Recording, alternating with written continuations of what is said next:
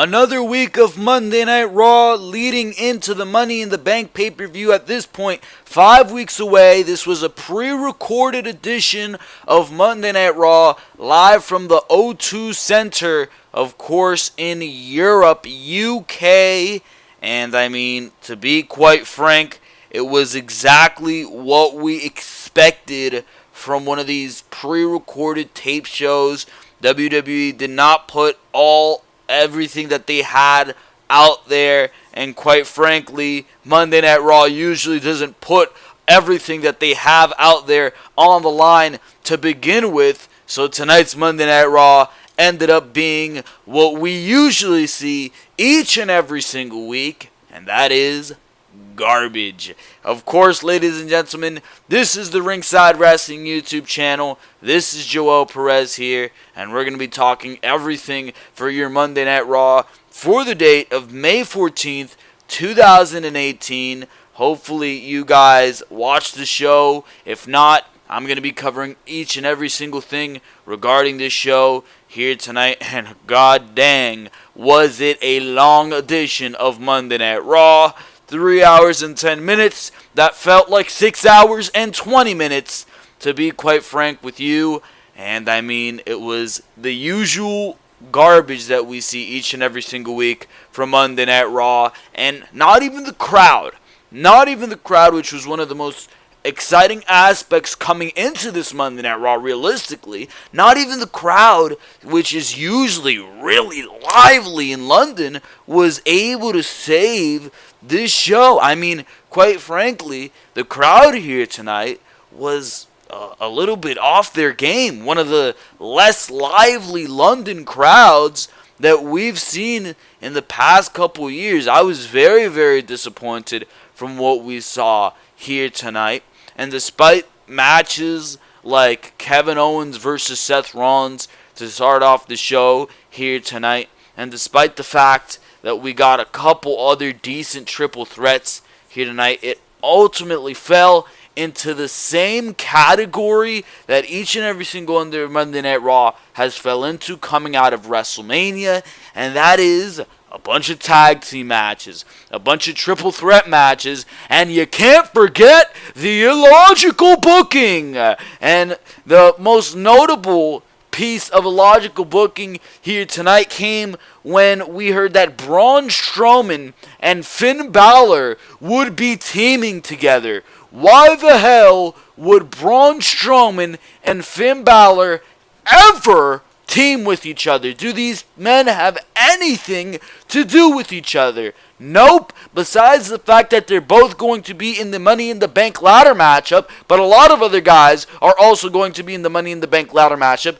That has no reason for you to be teaming these guys together. It makes no goddamn sense. Braun Strowman coming out of WrestleMania, I don't think he's had a singles matchup. It's been tag team, tag team, tag team, tag team, tag team. It's been rubbish, bro. I miss the Braun Strowman of 2017 doing a bunch of crazy crap all over Monday Night Raw. Where is that Braun Strowman? Now all Braun Strowman is there for is to pop the crowd, to get somebody else over, a.k.a. Roman Reigns. On this night, he was teaming with Finn Balor. What's the point of that? Absolutely ridiculous circumstance right there. You also had more illogical booking on WWE's part in the fact that triple threat after triple threat after triple threat. I understand the fact that WWE wants to make it seem like everybody is getting an opportunity to qualify for these Money in the Bank ladder matches, and they have a lot of talent right now, but can you be more creative than just giving us a triple threat matchup over and over and over again to determine who's going to be in the Money in the Bank ladder match? It comes across as absolutely ridiculous. Here tonight, how many triple threats did we see? I think we saw 2 triple threats here tonight on top of the 3 that we saw last week. It's absolutely ridiculous, and it makes no goddamn sense to me why we're seeing so many triple threats. It does not help what we're watching on Monday Night Raw. Actually, we saw 3 triple threats here tonight. And that makes no sense even further because now you already have all your confirmed Monday Night Raw participants for the Money in the Bank ladder match. There's still 4 more Monday Night Raws to go going into Money in the Bank. You've given away all those spots. Everybody knows Monday Night Raw, it's going to be Bobby Roode. It's going to be, after tonight, Kevin Owens. It's going to be, who won last week? Finn Balor, and it's going to be Braun Strowman. That's it. You're done.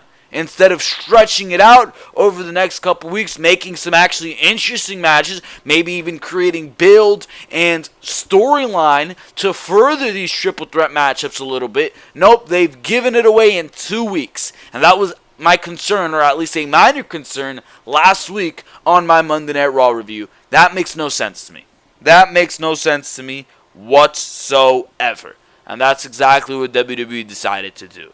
So, that was your Monday Night Raw. More logical booking decisions, more ridiculous tag team matches, multi-man matches, 6-woman tag, another one of those here tonight, and overall the same 3-hour commercial filled, illogical booking filled, ridiculous backstage segment filled Monday Night Raw that we always see. So, overall, what can I tell you? It was not a good show here tonight in Europe. But that is besides the point, because you know where you are going to be getting a jolly good show. It is right here on the Ringside Wrestling YouTube channel. And of course, I want to tell you guys to make sure to go check out all of the content on the Ringside Wrestling YouTube channel. And the reason I say that is because there is so much other content to go check out. Just this morning was uploaded Behind the Mic episode number 63. I'm sorry that it was not uploaded on Sunday or on Saturday, but on Sunday it was finished by Saturday night. It was finished. I literally could have uploaded it, but I forgot. It slipped my mind. I was getting ready to go to Connecticut, and it slipped my mind right there. Mother's Day, you know, all this busy stuff going on. You gotta appreciate your mother, and Behind the Mic slipped the mind, so we uploaded it this morning, and it's a good episode of Behind the Mic. I'll tell you that much. A lot of news was on there Behind the Mic. CM Punk related news. Of course, the main story on there was talking about the Roman Reigns initiative. Is it over, or has it just begun?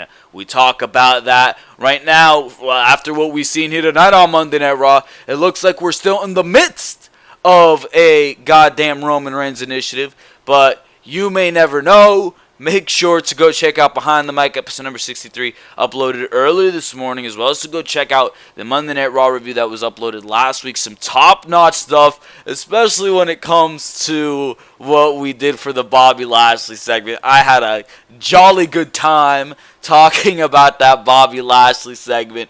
We had some fun there. That was ridiculous. And WWE, being the scandalous fools that they are, had to play that segment, not in full, but they played it a little bit here tonight.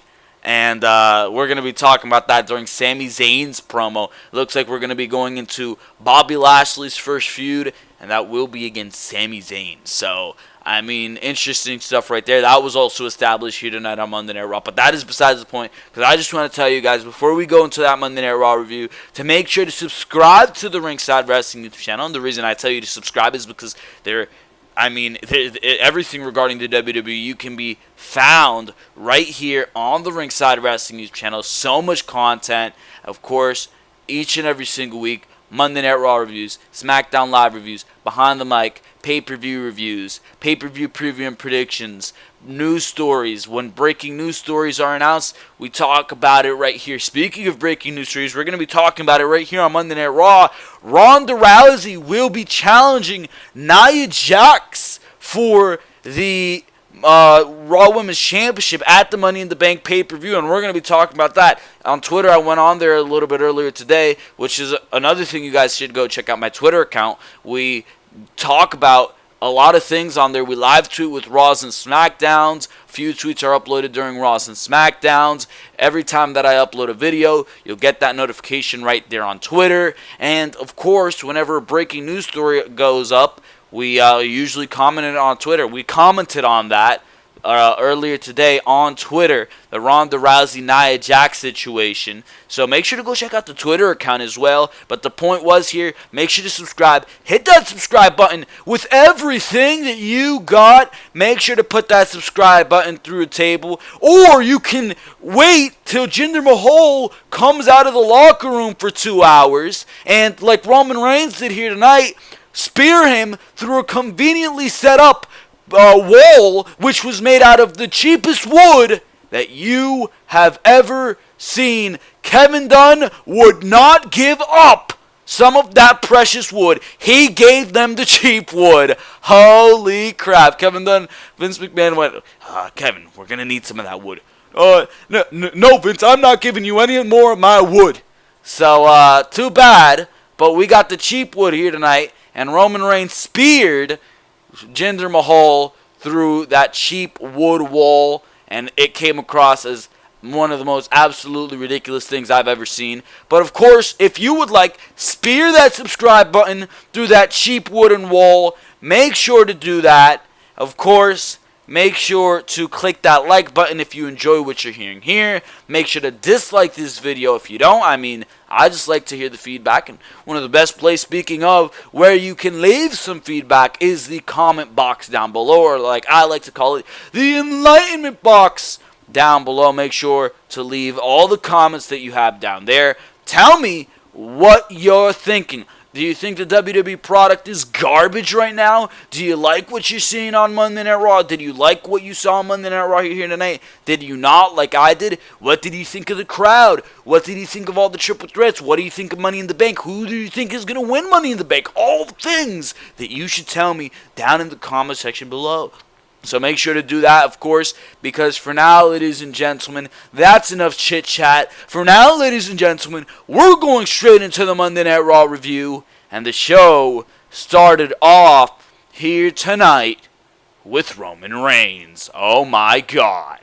And actually, excuse me, before Roman Reigns came out here tonight, they actually played the little video from when Ronda Rousey, Nia Jax, and for some reason Charlotte were at the NBC Universal event in New York, and they were out there, and the big news was broken that it would be Nia Jax and Ronda Rousey going one-on-one for that Raw Women's Championship at the Money in the Bank pay-per-view. They recorded a little segment, and by God, was it cringeworthy. Ronda Rousey was being interviewed by Kathy Kelly, of all people, and she was pretty much talking about how it's going to be a tough road and blah, blah, blah, blah, blah. And Charlotte comes in. She starts wooing all over the place. Ronda, can you woo? And Ronda was like, whoa!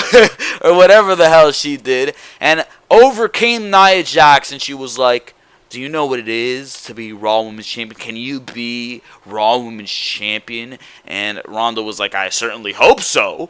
And Nia was like, well, I have an obligatory Raw Women's Championship defense at the Money in the Bank pay-per-view, and I'm challenging you, Ronda. And Ronda was like, well, I don't think I'm deserving of a Raw Women's title shot. And you know what? That's exactly what I think. Ronda says that there's a lot of women she hasn't faced. She's only had one match. That's a great point, Ronda. If only people started using your brain, just like you did right there. I mean, I think Monday Night Raw would be a lot better of a show, but Nia, she insisted that Ronda take this women's title shot, and Ronda, being no dummy, says, you know what, you're offering me a Raw women's title shot. Charlotte was in the back saying, take it, Ronda, take it, don't be a dumbass. And Ronda said, you know what, I'm taking the title shot. Shakes her hand, match is on the line. So I don't understand the reasoning behind this whatsoever. You have a whole Raw women's division with women like Sasha Banks, Bayley, Natalya, Ruby Riott. You got Ember Moon, Mickie James, Alexa Bliss. You have a whole list of women for Ronda Rousey to run through, and WWE decides to skip right to the bait, and they decide to put Ronda Rousey in there with Nia Jax when she has only had one matchup at the WrestleMania pay-per-view, albeit she looked impressive in that matchup. But as far as storyline goes, Ronda has earned nothing that she is receiving here. And of course, WWE, they played it off smart. It's Nia challenging Ronda. Nia wants the competition from Ronda, being the babyface that she is. But either way, if you're booking Kurt Angle as a general manager, you're having Kurt Angle say, no, Ronda hasn't earned this matchup. You know, before we put Ronda in this matchup, I want Ronda to prove herself. Over the next couple weeks, Ronda will be in competition, and she will face the likes of Sasha Banks, Alexa Bliss, Ruby Riott, and if she can survive this gauntlet of women we're going to be putting her up against, she will be granted the Raw Women's title shot. But instead of doing that, instead of maybe even, I don't know, pacing this out over the next couple months and having Ronda beat woman after woman, instead of just rushing her to the title, WWE decides to, of course, rush her to the title. And this benefits nobody. This makes the rest of your division look like a bunch of pushovers. They look lesser than Ronda Rousey. It makes Ronda herself look like a hypocrite, because Ronda Rousey said that when she comes in to the WWE, she wants no special treatment. And getting a title shot after only beating one woman who's not even an active performer on the WWE roster, or the WWE Women's roster, that is, that sounds like being handed an opportunity right there. That's what that sounds like to me, and it probably sounds like that exact same thing to you. So I don't understand where WWE is coming from, giving Ronda this title shot so soon. Why wouldn't you want to hold off Ronda getting a title shot until SummerSlam? Now, this isn't the worst scenario. It's not like I'm against this matchup happening because it's going to be awful, even though Nia Jax being in the ring is probably going to be awful either way. That's not the reason I don't want to see this match. I don't want to see this match because it doesn't make sense. It's not the best way to book Ronda Rousey. That's the reason I don't want to see this matchup. But as far as this matchup goes, as far as getting the title off of Nia Jax, that's what I'm liking here. That's the part of this where I'm like, all right, I'm on board with that. Because I don't think anybody can deny the fact that Nia Jax has been absolutely abysmal as Raw Women's Champion for however long she's been Raw Women's Champion. Her matchup with Alexa Bliss at the Backlash pay-per-view was atrocious television. No doubt about it. That pay-per-view was god-awful. And that matchup between Nia Jax and Alexa Bliss might as well have been the most awful thing about it. And you don't need to deny me the fact that Nia Jax is awful on the microphone, and she's certainly doing nobody any favors as a babyface. A woman of that size, a woman of that stature. I mean, Nia Jax is an imposing threat. You should be using her size where it's beneficial as a heel. She's a monster heel. Look how big Braun Strowman is. He's a monster. That's how he's portrayed. Nia Jax isn't portrayed as a monster. She's portrayed as this. She's standing up to bullying. She should be the bully. What the hell is this garbage? Are you kidding me? But no, she's standing up to the bullying of Alexa Bliss. She's ridiculed by Alexa Bliss. She's doing this for the women and the children. Oh my God. No! That's wrong. That's awful. This is awful booking. And even when she went up to Ronda Rousey, she resembled the heel. She was like, do you think you're good enough to be Raw Women's Champion? She has that narcissistic, sarcastic tone to her. That's where Nia Jax excels as a heel. Yes, she's a babyface, making this title run even worse. Even worse.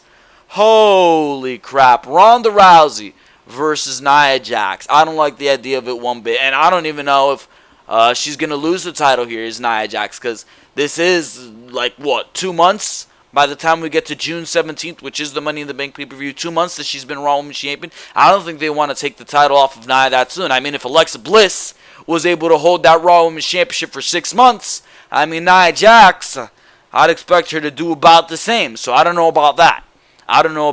But the sooner you can get that title off of Nia, the better. And if you put it on Rousey, I wouldn't mind that. At least Rousey's legitimate. It can't be worse than what we have right now, can it? Can it? So, I don't know. But Ronda Rousey versus Nia Jax, that's my thought on that. I don't think it makes much sense at all. But the only good thing here is that we might be seeing that title come off of Nia Jax. And that's exactly what we need in this women's division. Because there's no way you can have a women's division right now on Monday Night Raw with the likes of Ruby Riott, Ember Moon, Sasha Banks, Bayley, Natalya. You know the in-ring caliber that those women provide? Yet Nia Jax is the one spearheading this division? You've got to be kidding me with that one. Anyways, speaking of the opening segment, besides what we've seen there, the little video that they showed from the NBC Universal event, this show did start off with Roman Reigns, and he came out immediately in pursuit of Jinder Mahal. And when Kurt Angle came out and said that he isn't getting Jinder Mahal, well, Roman Reigns reacted, and it came across as the absolutely comatose thing that we see each and every single week on Monday Night Raw from Roman Reigns. Here was the segment. I'm going to play it for you guys right here like we always do on your Monday Night Raw review. Last week I got robbed. And this time it wasn't by WWE management. This time it was by Jinder Mahal. So I'm going to cut right to the chase. Jinder, if you want to be more relevant than you've ever been in your entire career, then come out here to my yard and face me like a man. I regret to inform you that Jinder will not be Kurt coming comes out. Since when did you start speaking for Jinder? I don't speak for Jinder. I speak for WWE management. When I denied Jinder the opportunity to qualify for the Money in the Bank ladder match, I was thinking emotionally. I was wrong. As a leader, I should be thinking logically. So these lines are clearly force-fed from Stephanie McMahon. That's what's best for business. Jinder is a former WWE champion, and tonight he will have the opportunity to qualify for the Money in the Bank ladder match when he's in a triple threat match against Elias and Bobby Lashley. Add me in, make it a fatal four-way. I'll beat Jinder, and then I'll qualify for Money in the Bank. Perfect.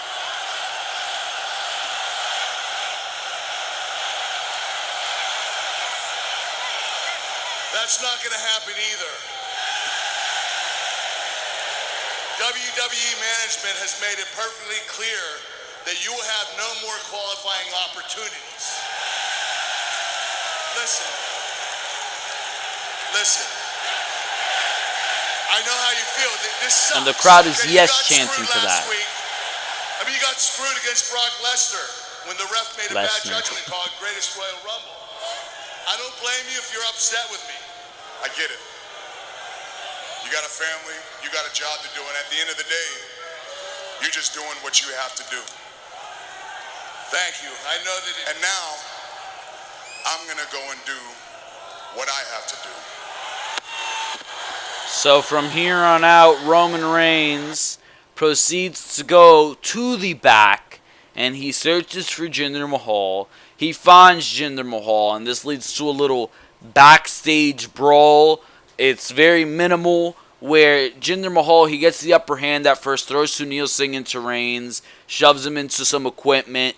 But Reigns, of course, being the Superman that he is on WWE television, gets the upper hand. I think he throws Jinder Mahal into some food, throws him against the wall, and beats the crap out of him pretty much, continuing on Monday Night Raw here. The things that were of note in this segment One, Kurt Angle. Kurt Angle, he's being force-fed lines from WWE management. Kevin Owens later tonight manipulated Kurt Angle and called Stephanie McMahon. Stephanie McMahon clearly has a vendetta against Kurt Angle still from what happened at WrestleMania. I think this can actually be leading to Triple H versus Kurt Angle in a singles match at this year's SummerSlam. I think that's what this is leading to. I mean, they've been building to something regarding Triple H and Kurt Angle since the Survivor Series, where clearly Triple H screwed Kurt Angle over at the Survivor Series pay-per-view just for himself to get the win either way. So that's the mentality that Triple H has had towards Kurt Angle as well. And clearly things came to head at WrestleMania. And that's where I thought, all right, this feud between Triple H and Kurt Angle is over. And that was resided as well with Stephanie McMahon and Ronda Rousey. But clearly it looks like WWE is continuing this feud between Kurt Angle and Stephanie McMahon at least. And clearly with Triple H being Stephanie McMahon's husband, that is also going to come to head on WWE storyline. And just as a heads up, that is going to be something that we might be seeing, and it came to the forefront more than ever here tonight since WrestleMania, that we might be seeing at possibly a SummerSlam, a Triple H versus a Kurt Angle match, which, whether you like it or not, is something we're probably going to see. I don't mind it, but quite frankly, SummerSlam is going to be a busy card, and the fact that something like that has to take shape, I mean, I don't like that one bit. I'd rather see a Kevin Owens versus a Kurt Angle, or something else, anything else. I don't know.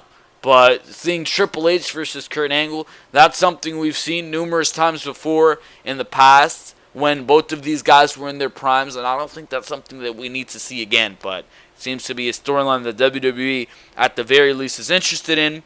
Second thing to note about this segment, and I mean, it's something that you know each and every single week with Roman Reigns, but WWE, and this is a slap in the face. This is why whatever segment Roman Reigns is in, either way, I'm going to end up calling it awful, because the fans are clearly reacting week after week after week. They're booing this guy. They are booing this man, yet he continues to pretend he is a babyface. He continues to pretend that he doesn't hear. At least, for the very least, at least John Cena, when he would be booed, would acknowledge, well, the crowd is 50-50. But no, this guy, like, literally, you're ignoring the crowd. You are ignoring what is going on around you. And I absolutely despise that so much. It's like, you're ignoring your fans. That's what you are doing. And it just absolutely deteriorates these segments completely. And the funny thing was here tonight, Jinder Mahal, in that backstage brawl that they had, when Jinder Mahal had the upper hand, Jinder Mahal, who is, besides Roman Reigns, one of the most hated heels in this company, the most hated heel besides Roman Reigns in this company, that's Jinder Mahal. He gets the most heat, and it's go-away heat as well, just like Roman Reigns. But when Jinder Mahal, one of the most hated heels, is put against Roman Reigns, who is pretty much a heel due to the reaction that he gets, the most hated man in the WWE, it's Jinder Mahal getting cheered. It's Jinder Mahal getting cheered. It was by no means 100%, oh my god, this guy's amazing now, but it was like 50-50. You heard cheers in that reaction for Jinder Mahal, where usually it'd just be like, screw this guy, and you're booing him. No, here tonight, because Jinder Mahal was getting the upper hand on Roman Reigns, this is how much they hate Roman Reigns. They booed Roman Reigns, and there were some cheers mixed in there for Jinder Mahal. You've got to be kidding me with that one. That just goes to show you right there why Roman Reigns is so garbage. That one proves it right there. But throughout the night, of course, Roman Reigns injured Jinder Mahal. So throughout the night, it was in question whether or not Jinder would be able to compete in that triple threat match that Kurt Angle mentioned in the opening segment between Elias and Bobby Lashley. Jinder Mahal would not go on to compete in that matchup. And of course it was, I mentioned it during the opening segment, because of that terrible spear through that clearly planted wooden wall, which was so conveniently placed there and so easily, conveniently breakable, and so conveniently timed as well. But we moved on from this segment to Seth Rollins versus Kevin Owens for the Intercontinental Championship, and to say the least, Seth Rollins continues to be on top of his game, so on top of his game. And I mean, Seth Rollins versus Kevin Owens is by no means a matchup that we haven't seen before. We've seen this matchup numerous times in the past. I mean, they had a whole feud in 2016, but there's enough time removed from that for this matchup to at least feel somewhat fresh. And a lot of the things we saw here tonight definitely popped the crowd.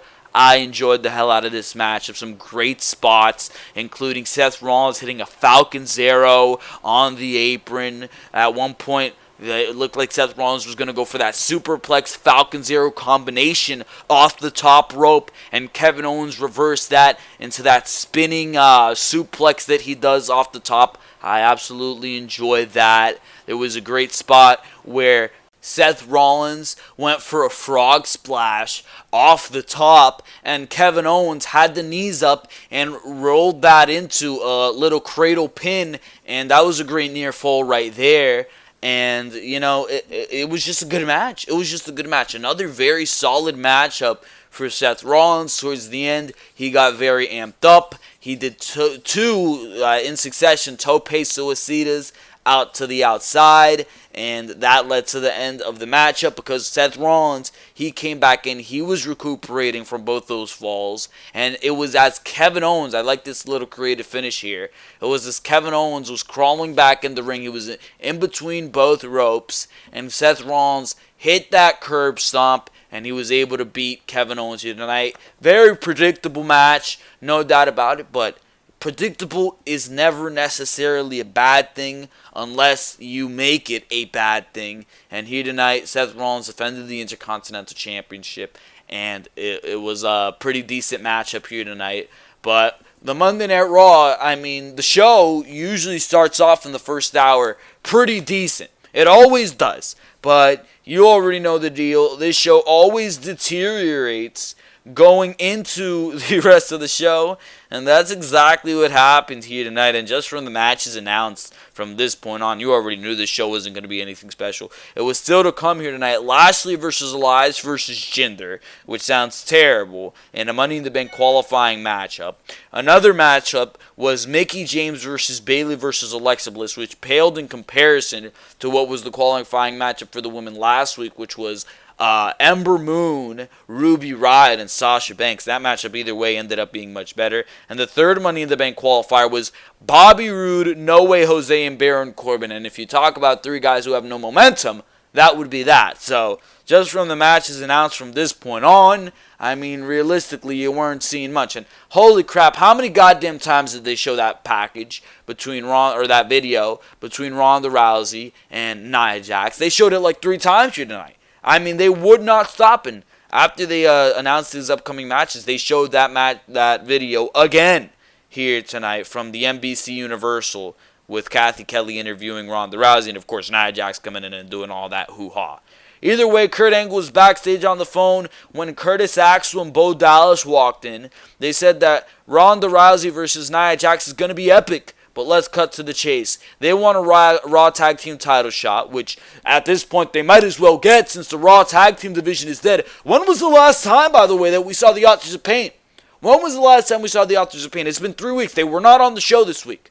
And I have a feeling that these guys are going to come out. I think that the way WWE is going to play this out, because the B team, like they were calling them here tonight, Curtis Axel and Bo Dallas, did get a win here tonight over Breezango. I think they're going to get a series of wins, and then the Authors of Pain are going to come in and just shut these guys down. And I like that story. But how long are you going to be keeping the Authors of Pain off of Monday Night Raw for? I have no idea. But either way, Bo Dallas and Curtis Axel, of course, they went to Kurt Angle. They were asking for a Raw Tag Team title shot. And Axel says they are standing on their own 2 feet after The Miz left. Axel says they are now going to be called the A-Team. But Angle says that's the name of a TV show and they can't use it. So Bo Dallas proposes that they call the B-Team. And Angle says that's a stupid name. They go on and Angle chuckles, saying he loves their ambition, but they haven't won anything to deserve a title shot, and they recently lost to the champions in a non-title match. Angle says he won't put them in a title shot, but he will book the B team in a match tonight if they promise to leave him alone. They say they won't let him down and rush off celebrating their new name. And by the time they actually came out here tonight, they had t-shirts. So this is the state of the Raw tag team division. You have an embarrassment of a tag team in the B team. That's literally a terrible name, supposed to represent the best team. Breezango dead. The Revival dead. I mean, who else do you have? Rhino and Slater dead. All these teams are goddamn dead. And you're trying to build up a team known as the B team. You've got to be kidding me with that one. It was No Way Jose versus Bobby Roode versus Baron Corbin. This matchup was nothing special at all. I mean, it was a decent matchup. Nothing against this matchup. But these guys have absolutely no momentum, and nobody cared. Nobody cared, to be quite frank with you. There was some decent offense here, some decent back and forth. Baron Corbin hit his usual moves, deep six. Tried for the end of days a couple times, I guess. But in the end, it was Baron Corbin who went into a turn post. Bobby Roode sidestepped that, so he went into a turn post. And it was No Way Jose who tried to capitalize, put Bobby Roode into some type of finisher. And No Way Jose, within a month, already taking losses back and forth on Monday Night Raw. It was Roode who reversed that into a glorious DDT, and he gets the win here tonight. I don't care how many wins Bobby Roode picks up, which he hasn't even picked up that many wins. He beat Elias last week after losing to Elias 2 straight weeks in a row. Either way, 50-50 booking at its grandest, by the way, right there. But Bobby Roode, babyface, stale, boring, no momentum will be generated for this guy. Absolutely ridiculous. I actually was rooting for Bobby Roode to lose this matchup and go on a strings of losses so he can be like, you know what, I'm tired of this crap. I need to change a character and to do a heel turn. This guy desperately needs a heel turn. So many guys on Monday Night Raw right now desperately need a heel turn. Finn Balor, Roman Reigns, Bobby Roode. I mean, it's ridiculous. The list goes on and on and on and on. Holy crap. But either way, this matchup was won by Bobby Roode. Bobby Roode will be going into the Money in the Bank ladder matchup. And I mean, good for him. Do I think Bobby Roode's going to win it? There's no way in hell I think Bobby Roode's going to win it. But he won this matchup here tonight. Baron Corbin looked on from the floor. It looks like over the next couple weeks they might be building something between Bobby Roode and Baron Corbin, which is actually something I already believe we saw on Smackdown Live while those two guys were on there. So I would not be interested in that whatsoever. This is too familiar. Either way, Kevin Owens approached Kurt Angle backstage and wants a rematch from Seth Rollins. Owens says he should be Intercontinental Champion and deserves a rematch even though he lost clean. But either way, Owens threatens to call Raw Commissioner Stephanie McMahon if Angle doesn't give him the rematch. Angle's tired of Owens threatening him. Owens says it's about to become a reality. Owens walks off. Angle's enters the trainer's room, and Jinder Mahal is with Sunil Singh. Jinder is in pain and is ranting about tonight's qualifying match. Angle says Jinder will compete because it is what's best for business. So Jinder Mahal would go on to try to compete, but that awful table spot ensues. Either way, we move on here to Breezango versus the B team. Holy crap. And this matchup was nothing too special here. The B team, they actually got quite a decent reaction, and I think if this becomes something like that they milk and they actually present each and every single week on Monday Night Raw, I think the B team can become as over as something like Rusev Day. I mean, it's the weirdest crap that gets over on WWE, and I saw like sparks of kind of the weirdness that Rusev Day has, where before when they were the Miz Taraj, they were just like the Miz 2.0. Now they actually have some character and they have that little spark. Like, as far as they're picking up wins, as long as they go picking up wins and people are like, oh crap, look at those guys. I mean, I think they can get a decent reaction and maybe even harness that reaction. They had awful shirts on, absolutely ridiculous shirts, but maybe that's part of the charm. I don't know. But the B team here tonight did pick up a win against Breezango, and they were as shocked as all of us were. They cut a little promo after the match, and they start celebrating with each other and hugging as we go to replays. Charlie Caruso interviews the B team, and Axel says that really just happened.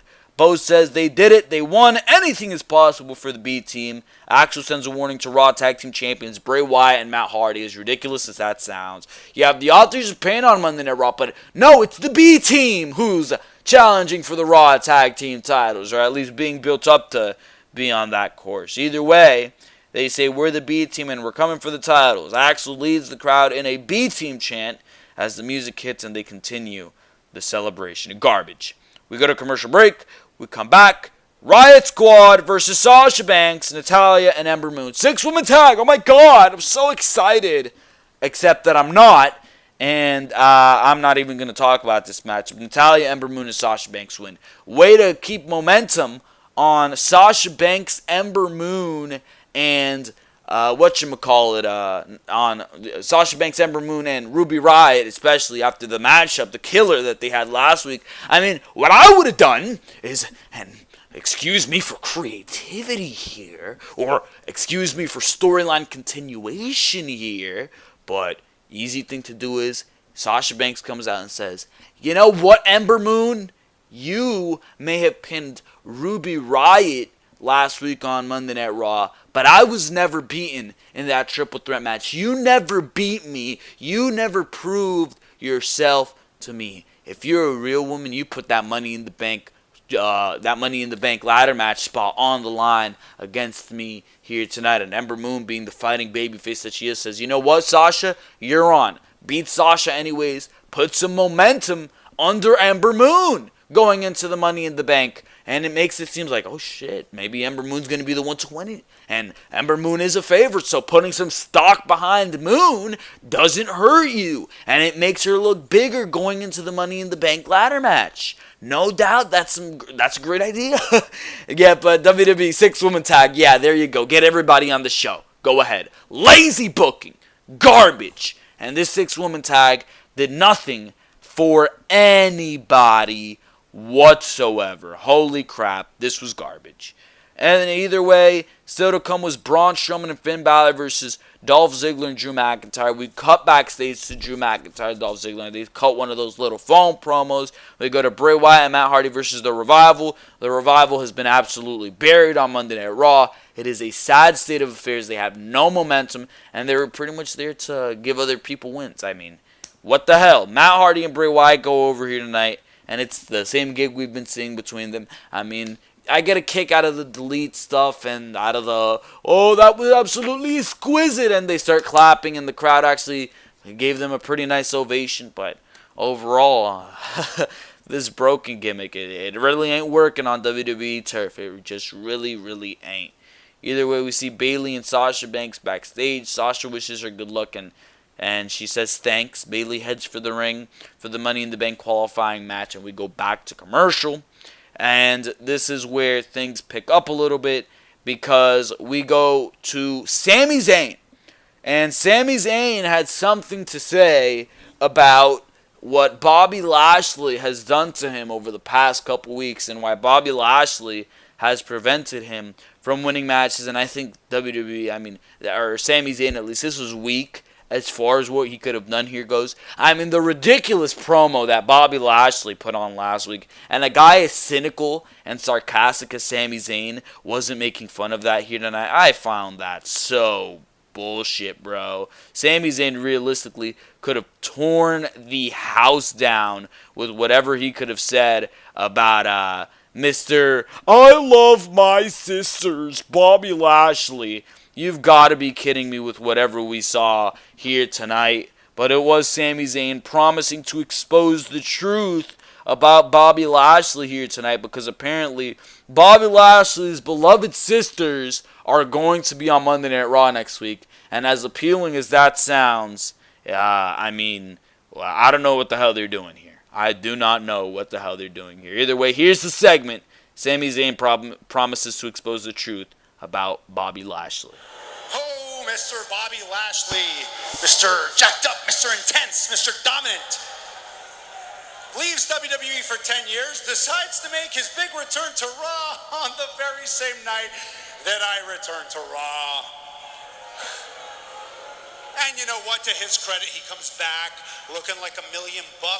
He tries to make an impact, and that's all well and good. The only problem is he tried to do it at my expense. All right? Take a look at this. Okay. Now this happened a couple of weeks ago, and you all cheered and you all applauded as Bobby Lashley hoisted me above his head, okay, and effortlessly held me there as the blood rushed to my head. And you cheered even louder yet still when he decided to send me crashing down to the mat. Oh, you all cheered, you all applauded, but did any of you stop to think what effect that would have on me? No, you didn't. Well, it's okay, because I'll tell you what the effect it had on me was, okay? Because of that right there, I contracted vertigo. That's right. The first ever documented case of vertigo in WWE history. That's why I have lost every single match that I've been in since that incident, and it's all because Bobby Lashley targeted me. Bobby Lashley victimized me.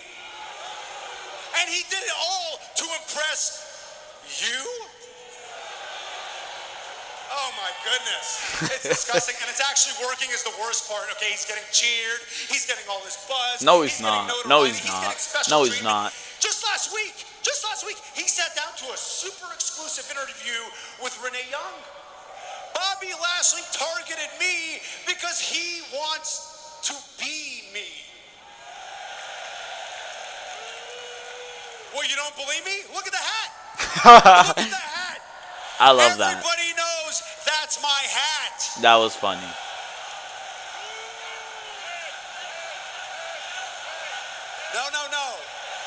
No.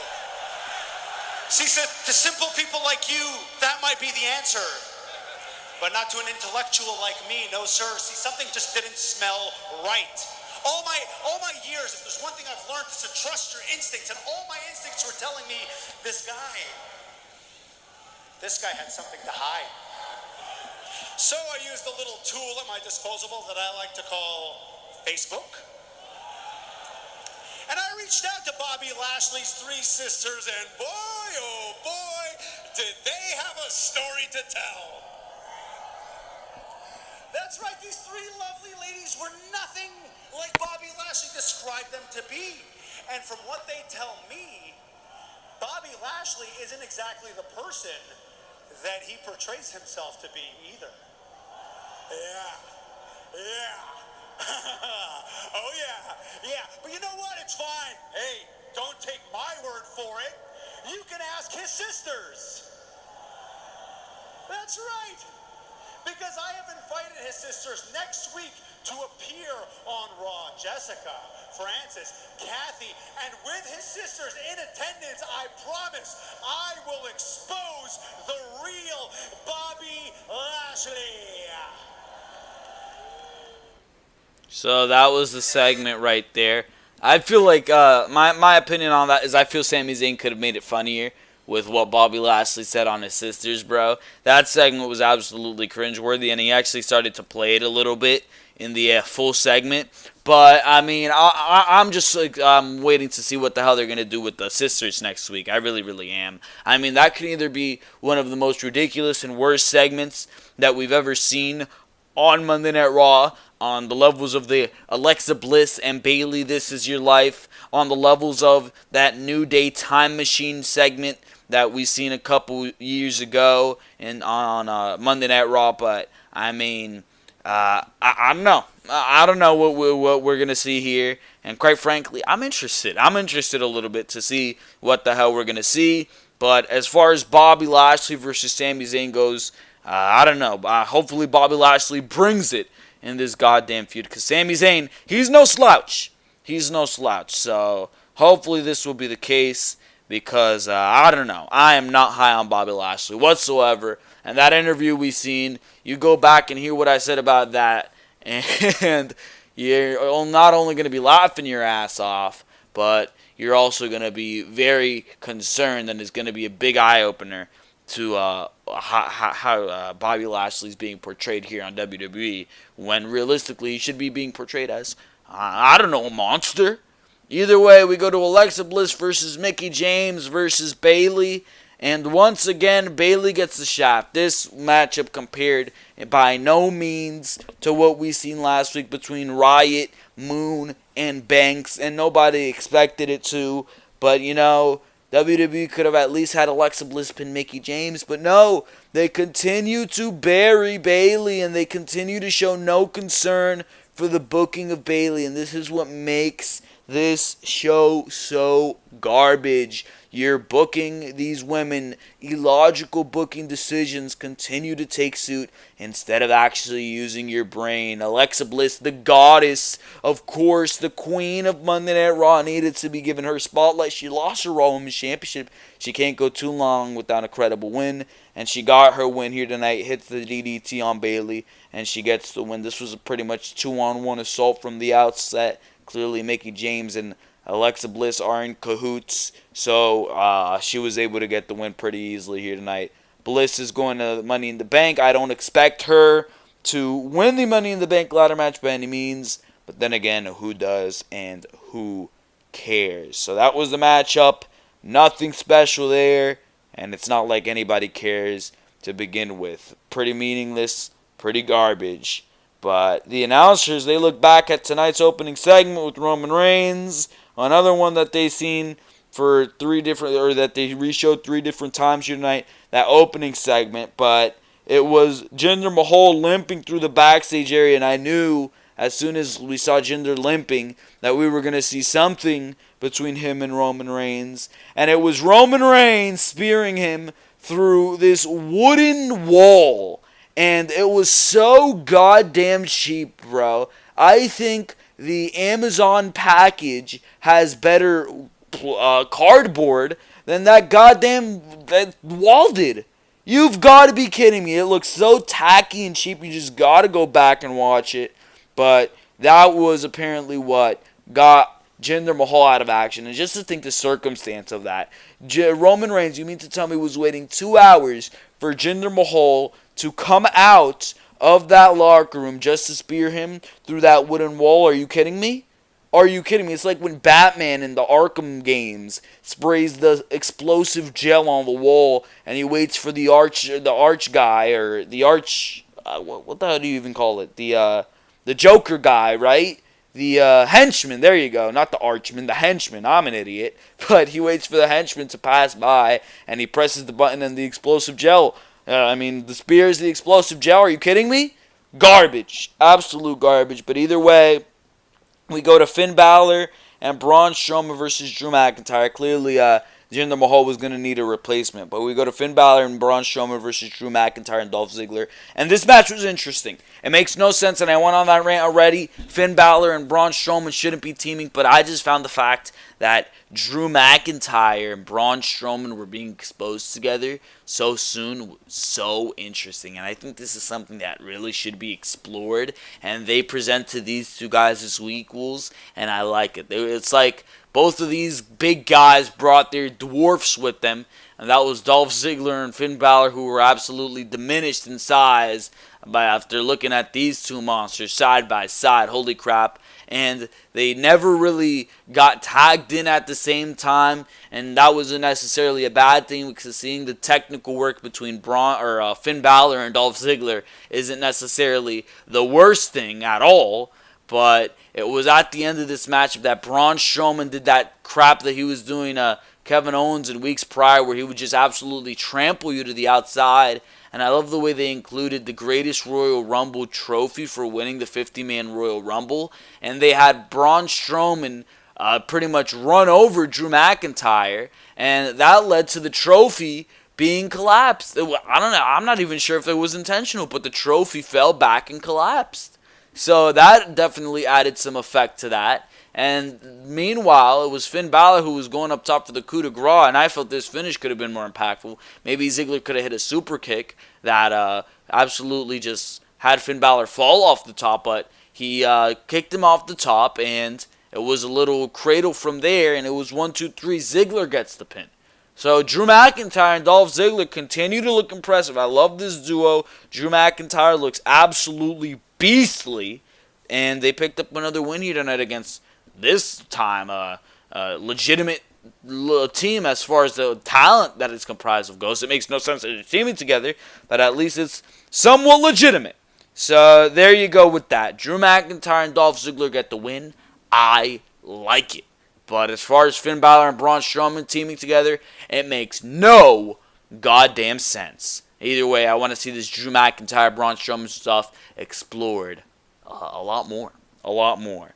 Either way, we move on here to Kurt Angle backstage on the phone, and it sounds like he has a replacement for Jinder because it was Stephanie McMahon on the other end, and it looks like she has other plans. So we see Elias and Bobby Lashley come out, and it was Kevin Owens, of course, who threatened to call Stephanie McMahon, who replaced him in this, and I just felt it was so lazy. You could have realistically made it anybody else. I was expecting it to be Roman Reigns. I would be so pissed if it was Roman Reigns. Thank God it wasn't. I was scared that it was going to be, but the final slot went to Kevin Owens, and Kevin Owens actually ended up winning this matchup. Bobby Lashley was eliminated from the equation. I did not watch this triple threat matchup, or it was on, but if you think I was paying attention to anything we saw here, no, I wasn't.